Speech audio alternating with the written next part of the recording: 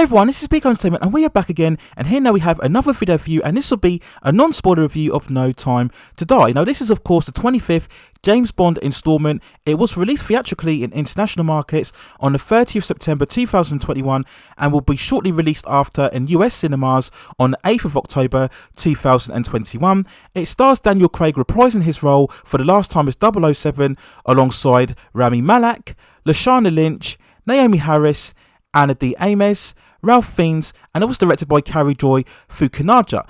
Now there may be some spoilers in terms of previous entries within Daniel Craig's films, in particular Skyfall and Spectre, as that story arc is very much the culmination within this movie, so just beware going on into this overall review.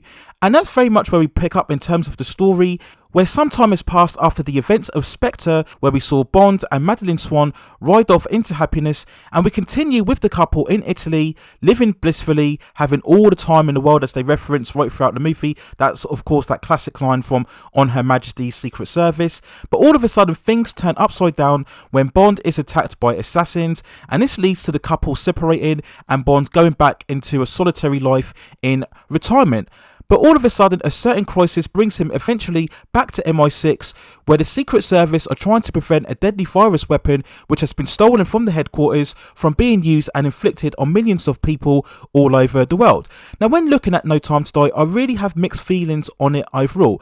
It's in many ways a clash of two Bond ideologies, where we have the more classic adventurism that is associated so much with the iconic character, and we mix that in with the far more somber, emotional, more tragic arc that we've become accustomed to throughout Daniel Craig's run with the character. And over its long and perhaps excessive runtime of 2 hours and 40 minutes, the film is really one of two halves tonally. The first hour gives us very much of a fun, brisk, entertaining tone with plenty of action, bright quips, good little one-liners and nice chemistry between Bond and the supporting characters.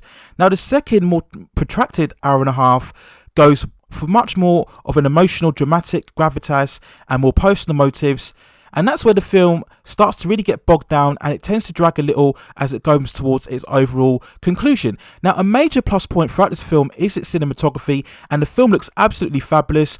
Director Carrie Joy Fukunaga finally crafts a real sophistication and look about the whole film. The film itself was shot in the various locations of the likes of Italy, Jamaica and Norway, and the director fully utilises the locations with some beautiful panning shots, bringing a real colour aesthetically that all Bond's films should have overall. Now the action sequences themselves are very well executed and coherently staged, avoiding very much of the disorientating hyper editing that what we were used to in Quantum of Solace. And for most part, the action sequences are quite short. The most standout sequence being the opening, where we see Bond coming under attack from the assassins, and we have those great scenes where he's leaping over bridges and spinning around in the famous Aston Martin. Many scenes that we saw within the trailer. It's such a well staged and executed sequence. Daniel Craig performs very well here as Bond, exhibiting again more of that personality and flexibility than what we've seen in the last couple of entries. And whilst I don't deem him to be amongst the best interpretations of the character, I think in this iteration he performs the role very well, and he still has enough of that conviction and physicality, yet at the same time still bringing enough of that tormented, tortured vulnerability that I think has become really the main feature of his time as James Bond overall with the 5 movies. Now all of the supporting cast perform very well, and we have certain returning members back from the Daniel Craig run. Of course we have Naomi Harris returning as Moneypenny. In, to be honest, is what is really more of a smaller, reduced role. We have Ralph Fiennes as M, who is actually more prominent to the story than what he's ever been, and I think Ralph Fiennes overall is very good in his performance. Ben Whishaw returns as Q, giving more involvement and provides a lot of the subtle humour, and I enjoyed very much the back and forth between him and James Bond. Jeffrey Wright is always excellent in any role that he's in, and he's a welcome return back as Felix, who we all know as the well-renowned CIA agent throughout the franchise. We see more characters from the Spectre arc, of course. Leah Sidal as Madeline Swan performs very well here. She's in the beginning of the movie, ventures away, and then comes back for that second half, providing much more of a character-driven arc, and most of the film's emotional, dramatic moments are seen through her, and I think she performs the role very well. Christopher Waltz is back as the franchise's interpretation of the classic villain Blofeld. He really only has one scene that's hinted within the trailer. It's a very protracted encounter, to be honest with you, And he's not the main villain, but he still has an important part to play, particularly in what happens early on within the story. Now, we focus on the new additions, and we first of all introduce ourselves to Arma de Amas as Paloma. She's a very lively agent within the CIA who has to aid Bond in apprehending a scientist who's key into the creation of the virus. And I think it's a very good performance. She's very sprightly, she's very funny, and she has a very good standout scene with Bond during the midpoint of the film, likening back to that more blissful tone that I mentioned.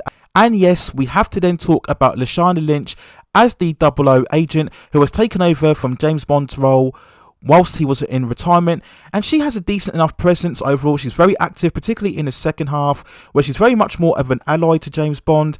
And I did like the banter between the two characters. We get certain quotes and lines about their various roles under the 007 mantle, but it's really more played for laughs. I did enjoy her performance. Now, there's been so much commentary on social media outlining many concerns about how Lynch will be superseding Bond and become the new 007 for the franchise going forward. Many fans and critics are worried that we will yet again see another iconic white male character be undermined by a person of colour or a female for the sake of identity politics. Now, having watched the film, I can simply say there is simply no case of that throughout this film. There is no wokeness or agenda or feminist push throughout this film, so don't worry about that. Don't believe any of the narratives that you see on social media. There is no social agenda or woke politics throughout this movie, and I think that's very much to the film's benefit and almost relief, despite the recent marketing that we've seen in terms of the overall interviews and quotes from both the director and the actors involved.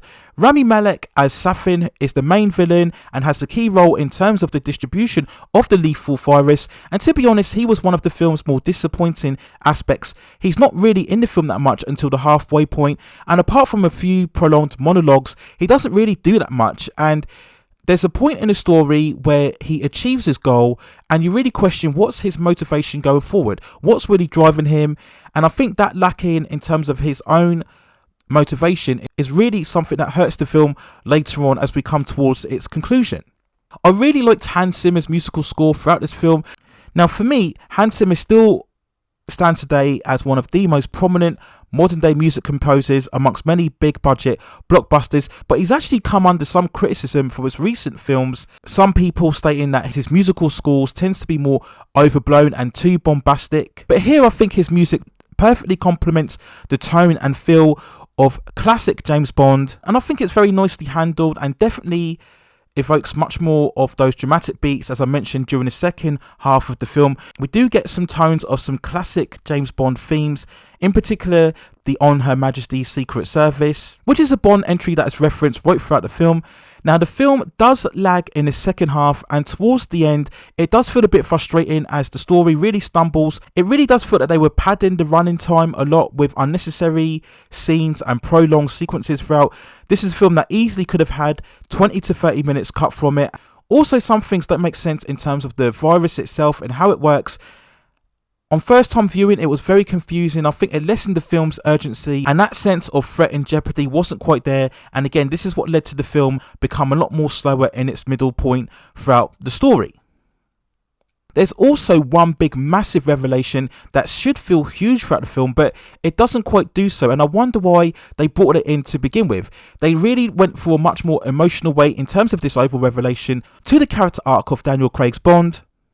But for me, it didn't work, and I just think it will raise a lot of questions as to whether really it was a necessary addition to the story.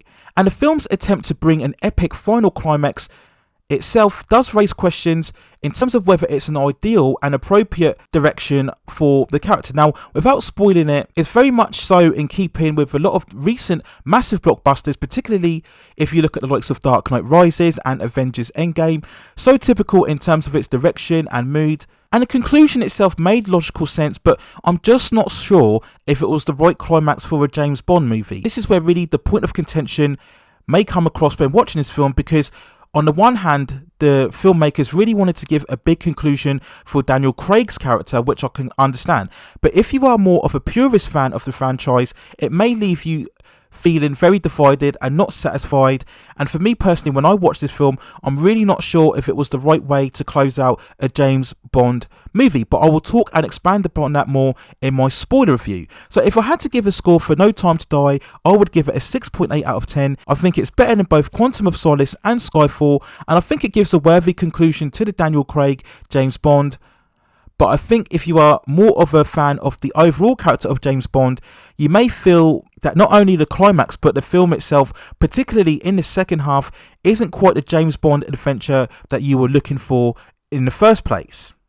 So overall, it is a solid conclusion to the Daniel Craig's run, and having watched all 5 movies, I do feel now that it is worthy of a change, and I personally would like to see a return to the far more classic adventure and fun and entertainment aspects of the James Bond franchise, where we can enjoy far more standalone installments and not have to be burdened down by overriding arcs such as this one that has progressed really since the debut of Casino Royale back in 2006. So those are my thoughts and feelings and review of No Time to Die. Let me know what you think in the comments below. How did you think it compared to the previous entries within Daniel Craig's reign? Do you think it's the best of the bunch or the worst of the bunch? Or were you truly feeling indifferent? Let me know in the comments what you feel, in particularly about the middle act and the big revelation, which I'm sure will have many people talking about this film when they go to watch it.